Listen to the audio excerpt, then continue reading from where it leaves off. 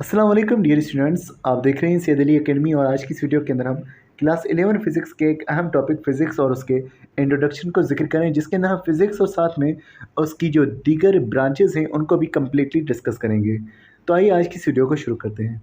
सबसे पहले अगर हम बात करें तो जैसे कि हमें मालूम है कि हमारी कायनात जो है वो मैटर की बनी हुई है, लेकिन सिर्फ अकेला मैटर मौजूद नहीं है, मैटर के साथ में एनर्जी भी मौजूद है। तो अगर हम बात करें तो फिज़िक्स साइंस की एक ऐसी ब्रांच है जिसका ताल्लुक इन दोनों चीज़ों के साथ है, मैटर और एनर्जी इन दोनों चीज़ों के साथ है। यानी फिज़िक्स एक ऐसी ब्रांच है साइंस की, अगर ये साइंस की ब्रांच है तो इसमें ऑब्जर्वेशन एंड एक्सपेरिमेंट्स होंगे, लेकिन इसके ऑब्जर्वेशंस और एक्सपेरिमेंट्स जो होंगे वो तमाम की तमाम मैटर और एनर्जी के साथ होंगे। अगर हम बात करेंगे मैटर एनर्जी उनकी स्टडी और एनर्जी का मैटर पर क्या असर हो रहा है, ये सारा फिज़िक्स के अंदर देखा जाएगा। मिसाल के तौर पर अगर हम बात करते हैं गाड़ी के बारे में, तो गाड़ी मैटर की बनी हुई है, लेकिन उसको जो रन कराने में, उसको जो मूवमेंट कराने में जो चीज़ यूज़ हो रही है वो होती है एनर्जी। तो मैटर एनर्जी उन दोनों का ताल्लुक जो है वो फिज़िक्स के साथ आ जाता है। अब अगर हम बात करेंगे कि फ़िज़िक्स की क्या इंपॉर्टेंस है, तो फ़िज़िक्स हमें जो है मदद करती है उन लॉज़ के बारे में, उन प्रिंसिपल्स के बारे में जो हमारी दुनिया को चला रहे हैं। हमारी जो दुनिया है उसके अंदर कुछ कानून हैं, कुछ कवानीन हैं, कुछ फोर्सेस हैं, जिसकी वजह से हमारी ये पूरी कायनात जो है वजूद रख रही है। मिसाल के तौर पर सूरज है, उसका ज़मीन के साथ ताल्लुक है, सूरज से हासिल होने वाली एनर्जीज़ है, ये सारे जो हैं, इन सब का जो ताल्लुक जो है, इन सब की जो मूवमेंट जो है, ये सारा फिज़िक्स के अंदर डिस्कस किया जाता है। उसके अलावा जो है फिज़िक्स कई सारे चीज़ों के बारे में हमें समझाती है जो इस दुनिया में मौजूद है। कौन सी चीज़ें, चाहे वो सबसे स्मॉलेस्ट हो, सब एटॉमिक पार्टिकल्स हो, या फिर कायनात के अंदर, इस यूनिवर्स के अंदर सबसे बड़ी चीज़ें मौजूद हों, उन सब के बारे में फिज़िक्स हमें बता रही होती है। उसके अलावा अगर हम बात करेंगे कि फ़िज़िक्स का कौन कौन सी और ब्रांचेस के अंदर स्कोप है, तो यहाँ लिखा हुआ है कि फ़िज़िक्स के अंदर जो है हम लोग मैकेनिक्स के बारे में जानते हैं। मैकेनिक्स का मतलब होगा कि जब मोशन हो और उसकी वजूहात देखी जाए, यानी मूवमेंट हो रही है चीज़ों की, और कौन सी चीज़ें, कौन सी एनर्जी उसे मूवमेंट करा रही है। मैकेनिक्स के अंदर फिज़िक्स यूज़ हो रही है, और मैकेनिक्स के अंदर अगर फिज़िक्स यूज़ होगी तो हमारे ऑब्जेक्ट्स जो हैं, हमारी चीज़ें जो हैं, उनकी मूवमेंट का पता चलेगा। उसके अलावा बात करेंगे इलेक्ट्रोमैग्नेटिज्म के बारे में, तो ये एक तरह की फोर्स होती है जो इलेक्ट्रिसिटी वगैरह की फॉर्मेशन से होती है, जिसके अंदर कोई भी चीज़ जो है मैग्नेट के तौर पर काम कर रही होती है। तो इलेक्ट्रोमैग्नेटिज्म हो गया, थर्मोडायनेमिक्स हो गया, थर्मोडायनेमिक्स यानी कि हीट और उसका चेंज होना मुख्तलिफ एनर्जीज़ के अंदर। उसके अलावा ऑप्टिक्स हो गया, यानी कि जो हमारे लेंसेज हो गए, उनके अंदर भी फिज़िक्स आ रही है कि किस तरह से लेंसेज है वो लाइट को गुजार रहे हैं। उसके अलावा क्वांटम मैकेनिक्स के अंदर भी फिज़िक्स यूज़ हो रही है। क्वांटम मैकेनिक्स जो होती है, ये बहुत ही छोटे पार्टिकल्स की मूवमेंट के हवाले से होती है। जैसे कि हमारे पास सब एटॉमिक पार्टिकल्स हैं, उन सब की मूवमेंट जो है वो क्वांटम मैकेनिक्स में देखी जाती है। तो ये भी मोशन से रिलेटेड होती है, जैसे कि पहले हमने मैकेनिक्स का ज़िक्र किया। उसके अलावा अगर हम बात करेंगे फिज़िक्स के बारे में कि फ़िज़िक्स कहाँ-कहाँ यूज़ हो रही है, तो इंजीनियरिंग में फ़िज़िक्स यूज़ हो रही है। कई सारी जो चीज़ें, कई सारी जो मशीन्स बनाई जा रही हैं, वो फ़िज़िक्स की मदद से बनाई जा रही हैं। मेडिसिन्स के अंदर फ़िज़िक्स यूज़ हो रही है, जैसे कि हम अगर बात करें, आइसोटोप्स हमारी बॉडी में यूज़ किए जाते हैं, हमारी बॉडी में रेडिएशंस यूज़ किए जाते हैं, हमारी बॉडी के अंदर जो है दूसरे एक्स-रेज़ या अल्ट्रासाउंड यूज़ किए जाते हैं। तो मुख्तलिफ़ टेक्नोलॉजीज़ के अंदर, मुख्तलिफ़ चीज़ों के अंदर फ़िज़िक्स यूज़ हो रही है, और ये बताती है कि कायनात के अंदर चीज़ें किस तरह से काम करती हैं। अगर चीज़ें कायनात में मौजूद हैं तो उनका वर्किंग किस तरह से है, उनका काम किस तरह से, ये फ़िज़िक्स की बदौलत हमें पता चलता है। तो डियर स्टूडेंट्स, अब हम जिक्र करने वाले हैं ब्रांचेज ऑफ फिज़िक्स के बारे में, लेकिन इस टॉपिक को जिक्र करने से पहले मैं आपको कुछ बहुत ही खास चीज़ के बारे में बताने वाला हूँ। तो डियर स्टूडेंट्स, अब मैं बात कर रहा हूँ एक नेटवर्क के बारे में जिसको बीलर नेटवर्क का नाम दिया गया है। इसके ऊपर आपने डेली स्टॉकिंग करनी होती है, यानी कि डेली आपने यहाँ पर क्लिक करना होता है। जब आप डेली क्लिक करेंगे तो आपको जो है एक BLV रिवॉर्ड मिलता है, और उसके अलावा जब आप इस पर ज्वाइन करेंगे तो आपको 100 BLV रिवॉर्ड मिलेगा। अगर हम बात करेंगे तो इसकी वैल्यू क्या होती है, तो इसकी वैल्यू $0.07 इस वक्त मौजूदा है, लेकिन आहिस्ता से इसकी बढ़ जाएगी वैल्यू, तो आपके पास ये अमाउंट बहुत ज़्यादा हो जाएगा। ज्वाइन करने पर आपको 100 BLV का रिवॉर्ड मिलेगा, तो इसे अभी ज्वाइन करें, कोई ये स्पॉन्सरशिप नहीं है, लेकिन आपके फ़ायदे की बात है, आपके लिए एक तरह की सेविंग हो जाएगी, और इसका अमाउंट कब बढ़ जाए आपको इसका पता भी नहीं चलेगा। तो रेफरल कोड मेरा ये नीचे मौजूद है डिस्क्रिप्शन में भी, और प्ले स्टोर से बआसानी आप इसको डाउनलोड कर सकते हैं। तो डियर स्टूडेंट्स, अब हम कुछ फिज़िक्स से जुड़ी हुई जो ब्रांचेज़ हैं, यानी कि जब फिज़िक्स को अगर हम डीपली स्टडी कर रहे हैं तो कौन-कौन सी स्पेशल ब्रांचेस के अंदर, स्पेशल फील्ड्स के अंदर हम इस फिज़िक्स को स्टडी करें, तो अब हम उनका ज़िक्र करने वाले हैं। सबसे पहले अगर हम जिस ब्रांच का ज़िक्र करें वो है हमारे पास मैकेनिक्स। अगर हम मैकेनिक्स की बात करें तो इसका जो ताल्लुक है वो है मूवमेंट के साथ और उसके काज़ेज़ के साथ। ये चीज़ें किस तरह से मोशन में आती हैं, किस तरह से वो मूव करती हैं, और उनकी वजूहात क्या हैं जो कि उसको मूव करा रही है। तो लाज़िमी बात है, मोशन के लिए फ़ोर्स रिक्वायर्ड होती है। तो इसका ताल्लुक जो होगा, इसका जो रिलेशनशिप होगा वो फ़ोर्सेस और मोशन ऑफ द ऑब्जेक्ट के साथ होगा, यानी कि फ़ोर्स लगी और उसके बाद ऑब्जेक्ट ने जो है वो मूवमेंट दिखाई है। और आपको ये चीज़ मालूम है कि जो फोर्स होती है वो एक तरह की एनर्जी होती है, तो इसका जो रिलेशनशिप है वो एनर्जी और मोशन के साथ है। अब अगर हम इसको आगे बयान करें कि मैकेनिक्स को हमने फिर फर्दर कौन सी ब्रांचेस में डिवाइड किया हुआ है, तो मैकेनिक्स को हमने 2 मेन ब्रांचेस में डिवाइड किया हुआ है। एक है क्लासिकल मैकेनिक्स और दूसरी है क्वांटम मैकेनिक्स। सबसे पहले हम बात करते हैं क्लासिकल मैकेनिक्स के बारे में। अगर हम बात करें क्लासिकल मैकेनिक्स के बारे में, तो ये स्टडी होती है मैक्रोस्कोपिक ऑब्जेक्ट्स के बारे में और उनकी मूवमेंट के बारे में। आपने माइक्रोस्कोपिक तो सुना होगा, यानी जो माइक्रोस्कोप से नज़र आएँ, यानी कि बहुत छोटे से हों। मैक्रोस्कोपिक का मतलब होता है जो बहुत बड़े ऑब्जेक्ट्स हों। बहुत बड़े ऑब्जेक्ट्स हों, उनकी मूवमेंट जब आएगी फोर्सेस के नतीजे में, तो वो हमारे पास क्लासिकल मैकेनिक्स कहलवाएगी। अब बहुत बड़े ऑब्जेक्ट्स कौन से हैं? जैसे कि प्लैनेट्स हो गए, स्टार्स हो गए, या दूसरे ऑब्जेक्ट्स जो हैं जो हमारी ज़मीन पर मौजूद हैं, या फ्लूइड्स हो गए। तो इन सब की जो स्टडी होगी, इनकी मूवमेंट की स्टडी होगी, बड़े स्टार्स की, प्लैनेट्स की और सन वगैरह की, तो ये जो है क्लासिकल मैकेनिक्स के अंदर आ जाएगी। अब लाज़मी बात है, अगर हम मैकेनिक्स को स्टडी करें, मूवमेंट को स्टडी करें, मोशन को स्टडी करें, तो मोशन के हवाले से न्यूटन्स के लॉज़ दिए गए हैं, तो न्यूटन के लॉज़ ऑफ मोशन जो हैं वो भी इसके अंदर इस्तेमाल होंगे, उनको भी पढ़ा जाएगा। उसके अलावा एनर्जी का तब्दील होना और मोमेंटम भी जो है वो भी डिस्कस किया जाएगा, और उसके अलावा थर्मोडायनामिक्स के लॉज़ जो होंगे वो भी डिस्कस किए जाएँगे। अब हम बात करते हैं क्वांटम मैकेनिक्स के बारे में। तो अगर हम क्वांटम मैकेनिक्स की बात करें, तो इसके अंदर माइक्रोस्कोपिक लेवल पर जो पार्टिकल्स हैं उनके बारे में डिस्कस किया जाएगा। माइक्रोस्कोपिक यानी कि जो बहुत ही स्मॉल पार्टिकल्स हैं, यानी कि जो सब एटॉमिक पार्टिकल्स हैं या एटम्स हैं, उनके बिहेवियर को, उनकी मूवमेंट को जो है क्वांटम मैकेनिक्स के अंदर देखा जाएगा। तो इसके अंदर भी हम लोग एनर्जी और मैटर के साथ ताल्लुक देख रहे हैं, लेकिन मैटर में जो सबसे स्मॉलेस्ट पार्टिकल्स हैं, उन स्मॉलेस्ट पार्टिकल्स की मूवमेंट को देखा जा रहा है। तो अगर हम मैकेनिक्स की बात करें सिंपली, तो मैकेनिक्स जो है मूवमेंट को ज़ाहिर करे, मोशन को ज़ाहिर करे, उसकी वजूहात को ज़ाहिर करे। इसके अंदर क्लासिकल मैकेनिक्स भी आ जाएगी और दूसरी क्वांटम मैकेनिक्स भी इसके अंदर आ जाएगी, यानी कि बड़े ऑब्जेक्ट्स हों, उनकी मोशन भी देखी जाएगी, कौन सी फोर्सेस हैं वो उनको मूव करा रही हैं, और दूसरे सब atomic particles, electron, proton, neutrons, उनकी मोशन को भी इसी क्वांटम मैकेनिक्स के अंदर देखा जाएगा, यानी कि मैकेनिक्स में देखा जाएगा। अब हम जिक्र करते हैं थर्मोडायनेमिक्स के बारे में। थर्मोडायनेमिक्स का जो ताल्लुक होगा वो हीट, एनर्जी और वर्क के साथ होता है। फिजिक्स की ऐसी ब्रांच जिसका ताल्लुक हीट, एनर्जी और वर्क के साथ हो। अब जो थर्मोडायनेमिक्स होती है उसकी स्टडी जो है बेसिकली कुछ लॉज के तहत होती है, उन्हें हम लॉज ऑफ थर्मोडायनेमिक्स कह रहे होते हैं। अब उन लॉज में क्या चीज़ डिस्कस की जाती है? पहले तो एनर्जी डिस्कस की जाती है, उसका ट्रांसफ़र जिक्र किया जाता है कि ट्रांसफ़र जो है एनर्जी का एक जगह से दूसरी जगह पर हो रहा है, और उसके अलावा एनर्जी कन्वर्ट हो रही है और फिर वो वर्क अंजाम कर रही है। सिंपल मिसाल इस तरह से ले लें, मिसाल के तौर पर अगर हमारे पास गाड़ी के अंदर उसके इंजन में फ्यूल डाला जाता है, फिर उस फ्यूल की मदद से एनर्जी प्रोड्यूस होती है, हीट एनर्जी, जो कि फिर कन्वर्ट होती है, एनर्जी का कन्वर्जन होता है और फिर हमें वर्क देखने को मिलता है, यानी कि इंजन की मूवमेंट देखने को मिलती है। तो ये जो है ये भी थर्मोडायनामिक्स के लॉज़ को कवर कर रहा है। अब इसकी बात करें तो लिखा हुआ है इसकी कई सारे एप्लीकेशंस हैं, कई सारे इसके काम हैं, जैसे कि design and optimization of engines, engines का डिज़ाइन, कि इंजन किस तरह से काम कर रही हैं, उनका किस तरह से काम हो रहा है। पावर प्लांट्स के अंदर जो कि हमारे पास इलेक्ट्रिसिटी जनरेट कर रहे होते हैं। उसके अलावा रेफ्रिजरेशन सिस्टम्स के अंदर, और उसके अलावा फेज़ ट्रांज़िशन के अंदर, फेज़ ट्रांज़िशन का मतलब होता है कि जो मैटर की 3 स्टेट्स होती हैं, लिक्विड, सॉलिड या गैसेज़, उनकी कन्वर्जन के अंदर और मुख्तलिफ केमिकल रिएक्शंस में इसी थर्मोडायनामिक्स का यूज़ होता है।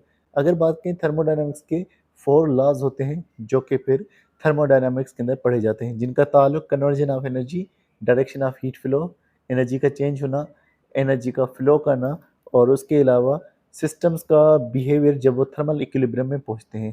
थर्मल इक्विलिब्रियम में किस तरह से, मिसाल के तौर पर एक गर्म चीज़ है और दूसरी उसके साथ में लिक्विड ऐड किया जा रहा है जो कि ठंडा लिक्विड है। अब वो गर्म चीज़ जो है, मिसाल गर्म लिक्विड जो है, वो उसमें से एनर्जी जो है वो ठंडी की तरफ जाएगी। अब एक वक़्त ऐसा आएगा कि दोनों एक जितने टेम्परेचर के हो जाएँगे और फिर मज़ीद हीट फ्लो नहीं होगी, इसे हम कहेंगे कि इन्होंने थर्मल इक्विलिब्रियम को हासिल कर दिया है। तो बेसिकली इसका एनर्जी का कन्वर्ट होना और एनर्जी के फ्लो से ताल्लुक़ होता है। तो इसकी बात करें तो मज़ीद इसके हवाले से यहाँ पर इसकी डेफ़िनेशन में लिखा हुआ है कि थर्मोडायनामिक्स जो है वो स्टडी ऑफ हीट है, और एनर्जी से हीट का ताल्लुक़ और फिर एनर्जी में से किस तरह से काम हो रहा है, ये थर्मोडायनामिक्स में देखा जाएगा।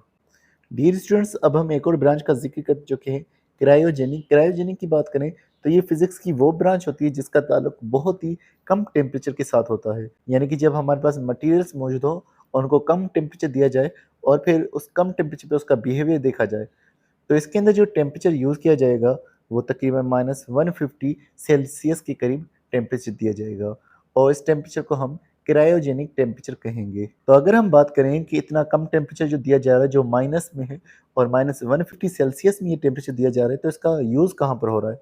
तो इसकी एप्लीकेशन के हवाले से लिखा हुआ है कि प्रिजर्वेशन ऑफ बायोलॉजिकल मटीरियल, यानी कि जब हमारे पास कोई बायोलॉजी से जुड़ी हुई कोई चीज़ आती है, डीएनए आता है या कोई भी हमारे पास ब्लड सैंपल वगैरह कुछ भी जानदार से रिलेटेड चीज़ आती है, उसको महफूज़ रखने के लिए बहुत ही कम टेम्परेचर यूज़ किया जाएगा। उसके अलावा यहाँ पर लिखा हुआ है कि super conductivity of certain materials, यानी कि कुछ मटीरियल्स को सुपर कंडक्टिव बनाया जाएगा। सुपर कंडक्टिव का मतलब ये है कि जब उसमें से इलेक्ट्रिकल चार्जेस फ्लो होंगी तो कोई भी उसे रुकावट नहीं मिलेगी और ये बिल्कुल ही बेहतरीन तरीके से उनमें से चार्जेस वगैरह कंडक्ट होंगी।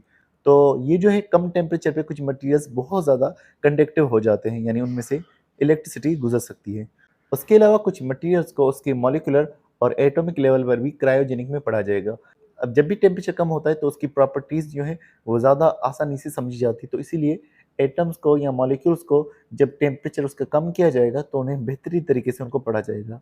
अगर हम बात करें तो इसका कुछ और यूजेस भी हैं, यानी कि कुछ गैसेस होती हैं उन्हें लिक्विड फॉर्म में कन्वर्ट किया जाता है। तो लिखा हुआ है कि production and storage of liquid gases, जैसे कि लिक्विड नाइट्रोजन है, लिक्विड हीलियम है, तो इनको जो है क्रायोजेनिक के प्रोसेस के ज़रिए से बनाया जाएगा और इसका कई सारा इंडस्ट्रियल और साइंटिफिक यूज़ होता है। तो क्रायोजेनिक का सिंपल मतलब निकालें तो क्रायोजेनिक के अंदर हम लो टेम्परेचर करते हैं, यानी कि -150 सेल्सियस तक का लो टेम्परेचर, और देखते हैं कि उस लो टेम्परेचर का क्या असर हो रहा है मैटर के ऊपर। तो ये सारी चीज़ें क्रायोजेनिक के अंदर पढ़ी जाती हैं। उसके बाद हमारे पास एक और ब्रांच है जो कि है प्लाज्मा फिज़िक्स। अगर हम प्लाज्मा फिज़िक्स की बात करें तो ये फिज़िक्स की वो ब्रांच है जो कि प्लाज्मा को डिस्कस करती है। अब प्लाज्मा क्या होता है? प्लाज्मा हमारे पास फोर्थ स्टेट ऑफ मैटर कहलवाती है। लिक्विड, सॉलिड और गैसेस के अलावा जो हमारे पास फोर्थ स्टेट होती है वो प्लाज्मा कहलवाती है। अब प्लाज्मा जो है दरअसल इसके अंदर गैसेस मौजूद होती है, लेकिन इसके अंदर आयोनाइज्ड गैसेस मौजूद होती हैं। आयोनाइज्ड गैसेस का मतलब ये होता है कि इसके अंदर जो है इलेक्ट्रॉन्स जो हैं वो या तो निकाले जाते हैं या इसमें ऐड किए जाते हैं, यानी कि इसके अंदर गैसेस जो होंगी वो आयंस पर कंसिस्ट करती हैं। तो लिखा हुआ है कि आयंस पर कंसिस्ट करेंगे, इलेक्ट्रॉन या न्यूट्रल पार्टिकल्स पर ये गैसेस कंसिस्ट करेंगी। अब ये प्लाज्मा कहाँ मिल सकता है? प्लाज्मा नेचुरल इन्वायरमेंट में भी मिल सकता है और मैन मेड इन्वायरमेंट में मिल सकता है। अब अगर नेचुरल इन्वायरमेंट्स की बात करें तो नेचुरल इन्वायरमेंट्स में स्टार्स के अंदर मौजूद हो सकता है, लाइटनिंग जो बिजली गरजती है तो वहाँ पर भी प्लाज्मा मौजूद होता है। सूरज के अंदर भी कई सारी आयोनाइज्ड गैसेस मौजूद हैं और उसके अलावा फ्यूजन रिएक्टर्स में भी जो है ये प्लाज्मा मौजूद होगा। अब ये प्लाज्मा फिजिक्स किसके साथ ताल्लुक़ रख रही है? प्लाज्मा फिजिक्स में हमें पता चलता है कि आयोनाइज्ड गैसेस कौन-सी होती हैं और इन आयोनाइज्ड गैसेस का जो ताल्लुक़ है वो चार्ज पार्टिकल्स यानी इलेक्ट्रॉन्स और प्रोटॉन के साथ किस तरह से होता है, यानी कि किस तरह से ये प्लाज्मा बनाया जाता है। अगर हम बात करेंगे कि इस प्लाज्मा फिजिक्स का कहाँ पर रोल हो रहा है, तो इसकी स्टडी जो होती है प्लाज्मा फिजिक्स की, इसके अंदर हम लोग प्लाज्मा कन्फाइनमेंट देखते हैं, यानी कि किस तरह से प्लाज्मा जो है वो स्टेबल रहता है, किस तरह से प्लाज्मा की हालत जो है वो बरकरार रहती है। उसके अलावा हीटिंग और ट्रांसपोर्ट के अंदर भी जो है प्लाज्मा फिजिक्स का यूज़ हो रहा है। और उसके अलावा अगर हम बात करें तो कुछ और प्लाज्मा बेस्ड टेक्नोलॉजी हमारे पास मौजूद है, जैसे कि एक हमारे पास है फ्यूजन एनर्जी, यानी कि जब दो न्यूक्लियस को जोड़ा जाता है तो एक हमारे पास एक प्रोसेस आता है जो कि फ्यूजन एनर्जी का कहलवाता है। उसके अलावा कुछ और प्रोसेसेस हैं, प्लाज्मा प्रोसेसिंग और उसके अलावा प्लाज्मा बेस्ड लाइटिंग। तो ये मुख्तलिफ प्रोसेसेस हैं जो कि हमारे पास प्लाज्मा फिजिक्स की मदद से हासिल हो रहे हैं, जिनको स्टडी किया जा रहा है। तो सिंपली अगर हम बात करें प्लाज्मा फिजिक्स के बारे में तो इसके अंदर बिहेवियर ऑफ आयोनाइज्ड गैसेस देखा जाएगा, यानी कि वो गैसेस जो आयंस पर कंसिस्ट कर रही हैं जिनको हम प्लाज्मा कह रहे हैं उनके बिहेवियर को देखा जाएगा और इस आयोनाइज्ड गैसेस का चार्ज पार्टिकल्स के साथ ताल्लुक, यानी कि प्रोटॉन और इलेक्ट्रॉन्स के साथ ताल्लुक भी देखा जाएगा। उसके बाद हमारे पास एक और फिजिक्स की ब्रांच है जिसका नाम है सॉलिड स्टेट फिजिक्स, यानी कि फिजिक्स की वो ब्रांच जो मैटर की सॉलिड स्टेट के साथ ताल्लुक रखती है, यानी कि इसके अंदर स्टडी ऑफ सॉलिड होगी। सॉलिड की कौन कौन सी चीज़ों को देखा जाएगा? सॉलिड का स्ट्रक्चर, सॉलिड की प्रॉपर्टीज़ और सॉलिड का बिहेवियर देखा जाएगा। तो सॉलिड्स किस तरह के होते हैं? सॉलिड्स के जो कैरेक्टरिस्टिक्स होते हैं वो रिजिड यानी कि वो ठोस होते हैं और उनका जो पैटर्न होता है अंदर से अरेंजमेंट एटम की जो होगी वो ऑर्गेनाइज्ड होती है, वो एक ऑर्डर में मौजूद होते हैं, एक तरतीब के साथ इनके एटम्स मौजूद होते हैं और इस वजह से इनके अंदर कई सारी अलग-अलग प्रॉपर्टीज़ होती हैं, यानी कि इनकी स्ट्रेंथ, मजबूती बहुत ज़्यादा होती है। लॉन्ग कंप्रेसिबिलिटी यानी इनको कंप्रेस कम किया जा सकता है, यानी कि इनके अंदर कंप्रेशन बहुत कम होता है और इलेक्ट्रिकल कंडक्टिविटी यानी इनमें से इलेक्ट्रॉन्स जो है इनके अंदर स्पेसेस की वजह से इलेक्ट्रॉन्स इनमें से गुजर सकते हैं। सॉलिड स्टेट फिजिक्स जो है इसका काम होता है कि हमें प्रॉपर्टीज़ का समझ आए सॉलिड की, और उसकी जो एटम्स हैं और उनके जो मॉलिक्यूल्स हैं उनका जो स्ट्रक्चर है ये सारा जो है समझ आ जाए कि किस तरह से इसके अंदर एटम्स और मॉलिक्यूल्स मौजूद हैं और फिर उनके क्या-क्या यूजेस हो सकते हैं। अगर हम उन टॉपिक्स का ज़िक्र करें जो कि सॉलिड स्टेट फिजिक्स में कवर होंगे, यानी कि सॉलिड की जो टॉपिक्स हैं वो कौन-कौन से हो सकते हैं। सॉलिड के अंदर पाए जाने वाले क्रिस्टल्स की स्ट्रक्चर्स के किस तरह से उसके अंदर क्रिस्टल के स्ट्रक्चर्स हैं, उसके अलावा लेटेक्स यानी कि उनकी जो अरेंजमेंट है एटम की वो किस तरह से रिपीट हो रही है।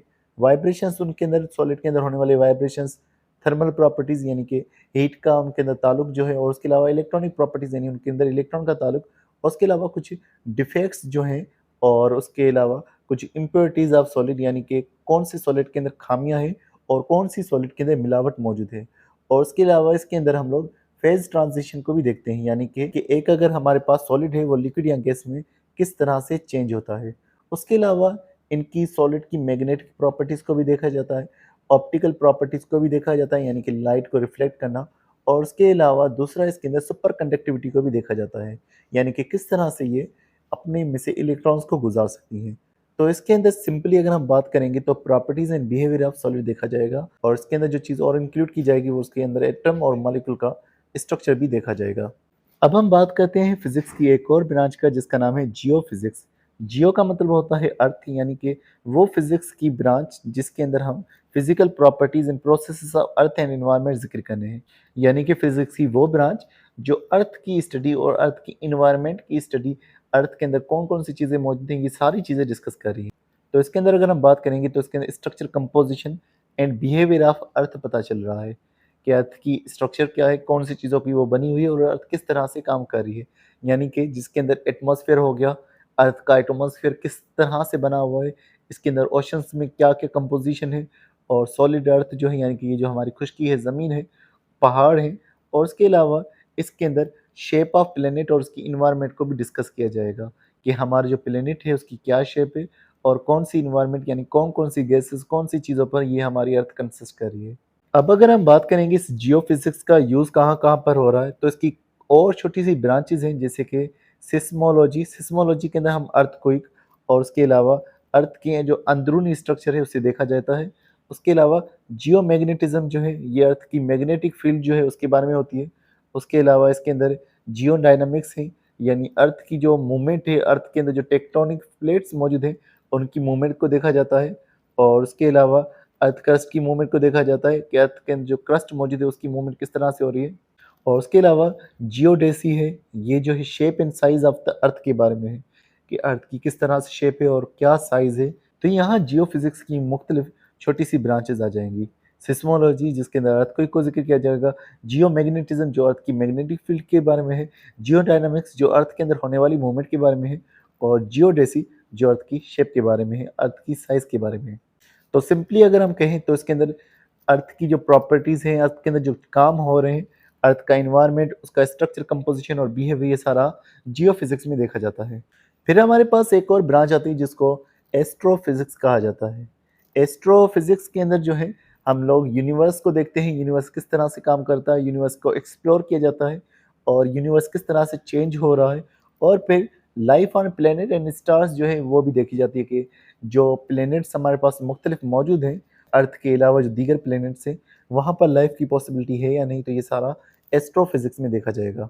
उसके बाद हमारे पास एक और ब्रांच है जो कि है अकोस्टिक्स। अकोस्टिक की बात करें तो इसका जो मकसद होता है वो ये होता है कि अगर कोई म्यूज़िक है, कोई साउंड है, उसको जितना अच्छा हो सके उतना ज़्यादा अच्छा किया जाए, उतना ज़्यादा म्यूज़िक को बेहतर बनाया जाए। अब इसके अंदर क्या होगा कि इसके अंदर जो साउंड बैरियर्स होते हैं, साउंड की रुकावट वगैरह होती है, उन्हें रिड्यूस किया जाता है, और इसके अंदर कुछ ऐसे फैक्टर्स को इंक्लूड किया जाता है, ऐसे चीज़ें बनाई जाती हैं जो कि साउंड की वेव्स की जो फैलना है, साउंड वेव्स का ट्रैवल करना है, उसे बेहतर बना सके ताकि साउंड जो है फिर अच्छी तरह से हमें सुनाई दे। तो साउंड को, स्पीच को बेहतर बनाने के लिए जो ब्रांच यूज़ हो रही है वो है अकॉस्टिक। उसके बाद है हमारे पास इलेक्ट्रोमैग्नेटिज़्म। इलेक्ट्रोमैग्नेटिज़्म की बात करें तो इसके अंदर इलेक्ट्रिसिटी और मैग्नेट जो है उन दोनों का ताल्लुक देखा जाएगा। अब हम ज़िक्र करते हैं एक और ब्रांच का जिसका नाम है फ्लूइड मैकेनिक्स। अगर हम फ्लूइड मैकेनिक्स की बात करें तो इसके अंदर जैसे कि फ्लूइड लफ्ज़ मौजूद है, तो इसके अंदर लिक्विड और गैसेस दोनों की स्टडी की जाती है, और लिक्विड और गैसेस का बिहेवियर जब वो सॉलिड सरफेस के साथ में इंटरेक्ट करते हैं। तो इसके अंदर हम रिलेशनशिप पढ़ रहे हैं फ्लूइड फ्लो के बारे में, प्रेशर के बारे में और टेम्परेचर के बारे में, और इसके अलावा उन फोर्सेस के बारे में जो फोर्सेस फ्लूइड लगाएगा जब वो ऑब्जेक्ट में से गुजर रहा होगा। जो ऑब्जेक्ट में से जब फ्लूइड गुजरेगा तो जो फोर्सेस लगाएगा तो उन फोर्सेस के बारे में भी देखा जाएगा। अब फ्लूइड मैकेनिक्स को फिर मज़ीद 2 ब्रांचेस में डिवाइड करते हैं। एक है फ्लूइड स्टैटिक्स और दूसरी है फ्लूइड डायनामिक्स। सबसे पहले फ्लूइड स्टैटिक का ज़िक्र करेंगे, तो इसके अंदर हम फ्लूइड को पढ़ेंगे जब फ्लूइड रेस्ट के अंदर होते हैं। अब फ्लूइड स्टैटिक के अंदर जो फ्लूइड प्रेशर होता है उसकी मेजरमेंट और उसकी डिस्ट्रीब्यूशन की जाती है, यानी कि जो फ्लूइड है वो कितना प्रेशर लगा सकता है और कितना ज़्यादा वो प्रेशर जाएगा, उसकी डिस्ट्रीब्यूशन कहाँ तक होगी। फ्लूइड डायनामिक्स की अगर हम बात करें तो इसके अंदर फ्लूइड को देखा जाएगा जब वो मूव कर रहे होते हैं, जब वो मोशन में होते हैं। डायनामिक लफ्ज़ जो है वो वैसे ही मोशन के लिए यूज़ होता है। तो इसके अंदर जो है फ्लूइड फ्लो के पैटर्न को देखा जाएगा, फ्लूइड कैसे मूव कर रहा है, और उन फोर्सेस को देखा जाएगा जो फ्लूइड के फ्लो होने पर असरअंदाज होती हैं।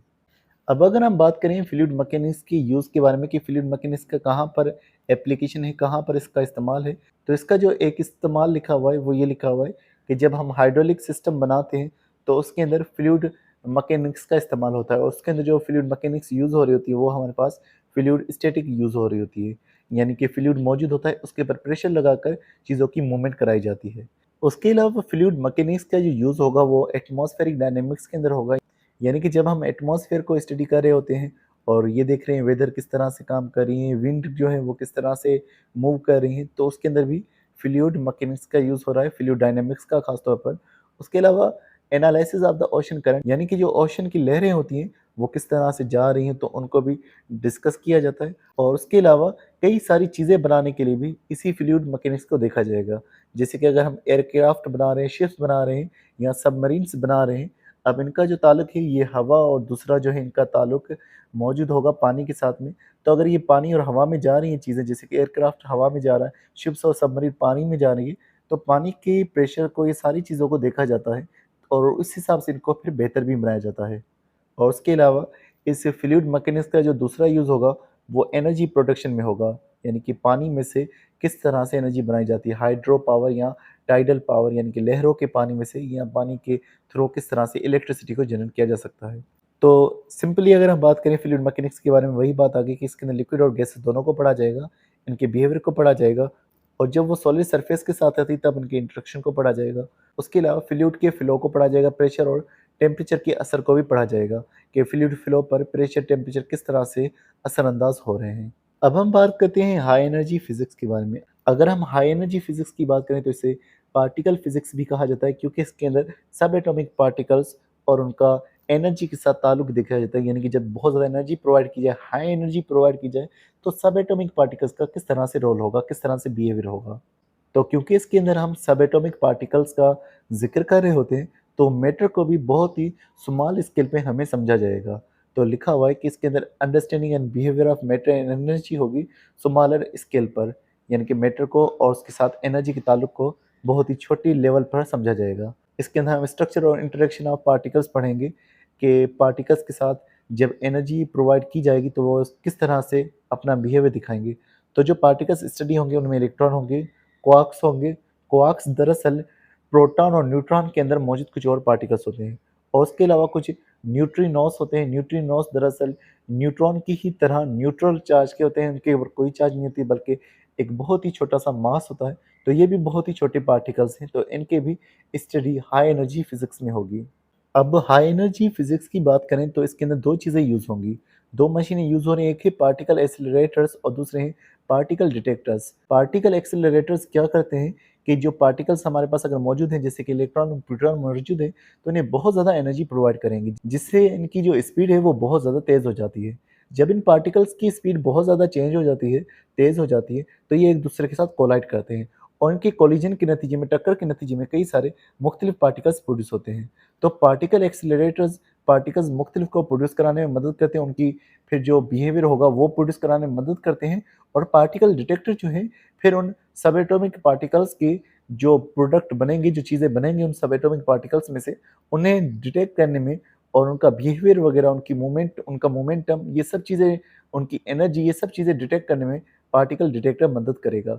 तो यहाँ पर ये बात लिखी हुई है कि स्टडी ऑफ इंटरेक्शन ऑफ सब atomic particles at high energies, यानी कि जब बहुत ज़्यादा एनर्जी दी जा रही है, फिर सब एटॉमिक पार्टिकल्स किस तरह से यूज़ कर रहे हैं, किस तरह से बिहेव कर रहे हैं, ये पार्टिकल एक्सेलरेटर और पार्टिकल डिटेक्टर मशीन्स करा रही होती हैं। अब जब हमें पता चलेगा कि किस तरह से इनका बिहेवियर होता है सब एटॉमिक पार्टिकल्स का, तो फिर हमें स्ट्रक्चर ऑफ मैटर को मज़ीद समझने में मदद पड़ती है और दूसरा यूनिवर्स को समझने में मदद पड़ती है, क्योंकि यूनिवर्स के अंदर भी कई सारे ऐसे पार्टिकल्स मौजूद हैं जो कि कोलाइड करते रहते हैं एनर्जी की वजह से और फिर मुख्तलिफ चीज़ों को वो बना रहे होते हैं। तो वही बात यहाँ पर लिखी हुई है कि इस हाई एनर्जी फिजिक्स यानी पार्टिकल फिजिक्स के कई सारे यूज़ हैं, जैसे इसके अंदर एक खुद ब्रांच पार्टिकल फिजिक्स आ जाती है, जिसके अंदर हम इंडिविजुअल पार्टिकल्स को देखते हैं और उनका ताल्लुक देखते हैं, यानी जैसे प्रोटॉन है, इलेक्ट्रॉन्स है, तो इन अलग अलग पार्टिकल का हम लोग इंटरेक्शन देखते हैं, वो किस तरह से काम कर रहे हैं। एस्ट्रोफिजिक्स के अंदर हम लोग उन पार्टिकल्स को देखेंगे जो यूनिवर्स में मौजूद हैं और फिर उस एनर्जी को भी देखेंगे जो उन पार्टिकल्स के साथ जुड़ी हुई है।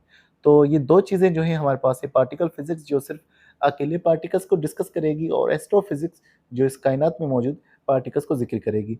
तो सिंपली अगर हम बात करें तो हाई एनर्जी फिजिक्स जो है ये सब एटॉमिक पार्टिकल्स और इन सब एटॉमिक पार्टिकल के बिहेवियर को देखती है जब उन्हें बहुत ज़्यादा हाई एनर्जी प्रोवाइड की जाती है।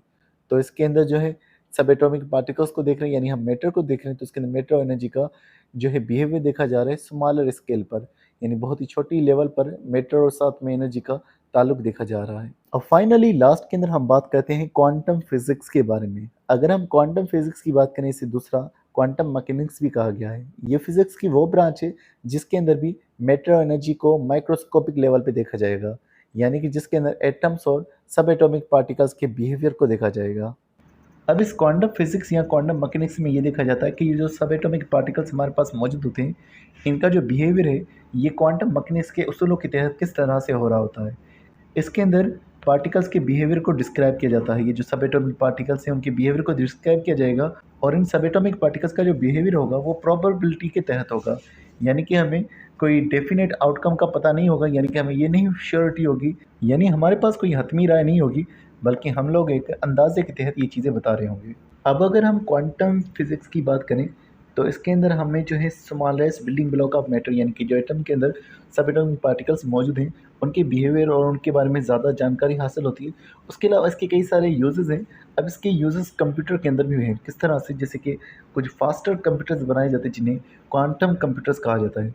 उसके अलावा क्वांटम कम्युनिकेशन, ये एक तरह की फोटॉन की मदद से कम्युनिकेशन होती है, जिसकी मदद से एक कंप्यूटर से दूसरे कंप्यूटर में इंफॉर्मेशन जा रही है, जिसकी वजह से जब कम्युनिकेशन हो रही होती है तो बिल्कुल ही सिक्योर होती है और किसी तरह का भी चेंज वगैरह नहीं आता। और उसके अलावा क्वांटम क्रिप्टोग्राफी, इसके अंदर भी जब इंफॉर्मेशन जा रही होती है किसी से दूसरे की तरफ, तो उसके अंदर भी प्राइवेसी का ध्यान रखते हुए सेफ मैनर के अंदर जो है इंफॉर्मेशन ट्रेवल करती है।